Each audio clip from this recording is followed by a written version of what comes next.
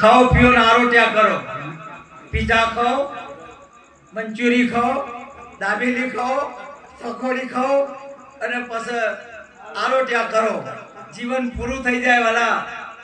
એટલે પેલી ત્રણની મેજોરિટી બહુ વધારે છે. અને આ વાની નકર તો આવા ભજન થતા હોય જગ્યા હાની બાકી રહે.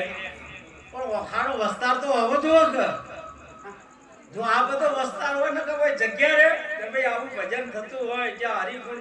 હું તમને કહું, હરિગુણ ગાવાથી પાપ ઘટે, નિંદા કરવાથી પ્રેમ ઘટે, ક્રોધ કરવાથી બુદ્ધિ ઘટે, માગવાથી માન ઘટે.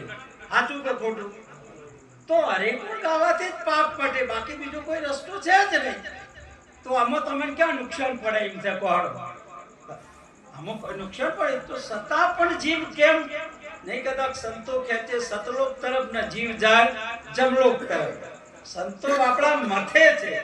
સંતો તમારી ભાઈ પ્રેમની ભીખ માગે છે, પ્રેમની ભીખ માગે છે. ભાઈ પ્રેમ કરો, આનંદમાં રહો, મસ્ત રહો, પ્રસન્ન રહો, જીવી જાણો. જીવન મળ્યું છે. આ ઢોલક હોય કે હાર્મોનિયમ હોય, આ બાજુ ભાઈ આ 50,000 નું હોય પણ વગાડતા આપણે એમના જ કોમનું